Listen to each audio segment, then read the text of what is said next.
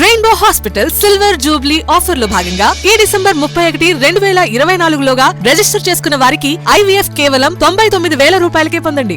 తెలంగాణలో మరోసారి వలసల పర్వం మొదలవబోతోంది. ఇన్నాళ్లు కామ్గా ఉన్న గాంధీ భవన్ పెద్దలు ఇక గేట్లెత్తేయాలని అనుకుంటున్నారా? ఇక మా దూకుడుకు అడ్డే లేదు, ఆపేవాళ్లు ఎవరూ లేరు అన్న యాంగిల్లో కాంగ్రెస్ వర్గాలు ఆలోచిస్తున్నాయా? కొత్తగా ఈ మార్పు కారణమేంటి? వలసల ప్రక్రియను కాంగ్రెస్ అధిష్టానం ఎలా పూర్తి చేసే ఛాన్స్ ఉంది? తెలంగాణలో కాంగ్రెస్ అధికారంలోకి వచ్చాక బీఆర్ఎస్ తరపున గెలిచిన 10 మంది ఎమ్మెల్యేలు కండువాలు మార్చేశారు. అందులో 3 శాసనసభ్యుల చేరికను సవాల్ చేస్తూ హైకోర్టుకెళ్లింది బీఆర్ఎస్. ఈ వ్యవహారాన్ని అట్టే నాంచొద్దు, 4 వారాల్లో తేల్చేయమంటూ స్పీకర్కు సూచించింది సింగిల్ బెంచ్. దానిపై అసెంబ్లీ కార్యదర్శి అప్పీలుకు వెళ్లడంతో సింగిల్ బెంచ్ ఇచ్చిన ఆదేశాలను కొట్టేసింది కోర్టు. స్పీకర్ తీసుకునే నిర్ణయానికి గడువు విధించలేమని, సరిపడా టైం తీసుకునే ఆయన తుది నిర్ణయం వెలువరించవచ్చని తాజాగా తీర్పునిచ్చింది.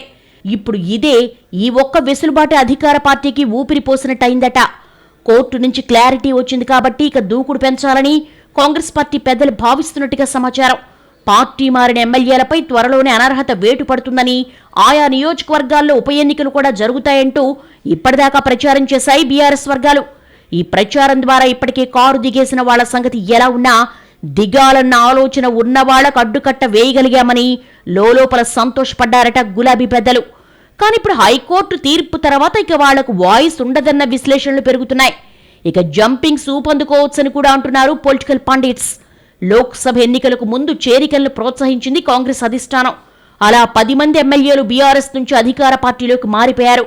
దానం నాగేందర్, కడియం శ్రీహరి, తెల్లం వెంకట్రావు, పోచారం శ్రీనివాసరెడ్డి, కాలే యాదయ్య, కృష్ణమోహన్ రెడ్డి, అరికపూడి గాంధీ, ప్రకాష్ గౌడ్, మహిపాల్ రెడ్డి, డాక్టర్ సంజయ్ గులాబీ కండువాలు పక్కన పెట్టేసి హస్తంగూటికి చేరిపోయారు. ఆ చేరికల్ని తప్పుబడుతూ వచ్చింది బీఆర్ఎస్. అయితే కాంగ్రెస్ కూడా అదే తరహాలో కౌంటర్ ఇచ్చింది. కేసీఆర్ అధికారంలో ఉన్నప్పుడు మొత్తం 42 మంది తమ ఎమ్మెల్యేలను లాక్కున్నప్పుడు ఆ నీతులు ఏమయ్యాయంటూ రివర్స్ అయ్యారు కాంగ్రెస్ పెద్దలు. దీంతో కోర్టు తీర్పుపై చాలా ఆశలు పెట్టుకుంది గులాబీ అధిష్టానం. మొదట్లో సింగిల్ బెంచ్ ఆదేశాలతో ఇక ఉప ఎన్నికలు ఖాయమని భావించారట. బైపోల్ అంటూ జరిగితే ఎంతో కొంత సత్తా చాటొచ్చన్నది ఆ పార్టీ ప్లాన్గా చెప్పుకున్నారు. కానీ తాజా తీర్పుతో ప్రతిపక్షం ఒక్కసారిగా గాలి తీసిన బెలూన్లా మారిపోగా అధికార పార్టీకి 1000 ఏనుగుల బలం వచ్చినట్టు అయిందన్నది విశ్లేషకుల మాట. అసలు పార్లమెంట్ ఎన్నికలకు ముందు సరిపడా ఎమ్మెల్యేలను లాగేసి బీఆర్ఎస్ ఎల్పీని సీఎల్పీలో విలీనం చేసుకునేలా ప్లాన్ చేశారట కాంగ్రెస్ పెద్దలు. కానీ వివిధ కారణాలతో ఇప్పటికే ఆ ప్రతిపాదన పక్కకు పోవడం, బీఆర్ఎస్ కోర్టుకు వెళ్లడం లాంటి డెవలప్మెంట్స్ చకచకా జరిగాయి. దాంతో వ్యవహారం కోర్టులో ఉన్నప్పుడు తొందరపట్టం ఎందుకు అన్నట్టుగా గాంధీ భవన్ వర్గాలు వేచి చూసినట్టుగా సమాచారం. ఇప్పటిక లైన్ క్లియర్ అయినట్టు భావిస్తున్నారట ప్రభుత్వ పెద్దలు. బీఆర్ఎస్ ఎల్పీని విలీనం చేసుకునేందుకు అప్పట్లోనే మరో 16 మంది ఎమ్మెల్యేలను చేర్చుకోవడానికి పావులు కదిపారట. గ్రేటర్ హైదరాబాద్లో ఇంకో 3 నుంచి 4 ఎమ్మెల్యేలతో పాటు జిల్లాలోని కొందరికి కూడా టచ్లోకి వెళ్లినట్టుగా చెప్పుకుంటున్నారు.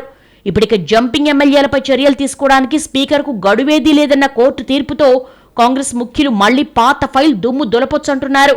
ఇంతకు ముందులా కాకుండా ఈసారి దూకుడుగా ఉండాలని సీఎం రేవంత్ రెడ్డి భావిస్తున్నట్టుగా తెలుస్తోంది. ఆయన ముఖ్యమంత్రి అయ్యాక తొలి ఏడాది ప్రభుత్వ యంత్రాంగం పరిపాలన మీద దృష్టి పెట్టారు. ఇప్పటికి రాజకీయంగా కూడా స్పెషల్ కేర్ తీసుకోవాలని భావిస్తున్నట్టుగా చెప్పుకుంటున్నాయి కాంగ్రెస్ వర్గాలు. కోర్టు తీర్పు క్లియర్గా ఉన్నందున ఇక ఎవరూ రాద్ధాంతం చేయకపోవచ్చని, ఎంత త్వరగా వీలైతే అంత త్వరగా చేరికల ప్రక్రియను పూర్తి చెయ్యాలి అనుకుంటున్నట్టుగా గుసగుసలు వినిపిస్తున్నాయి.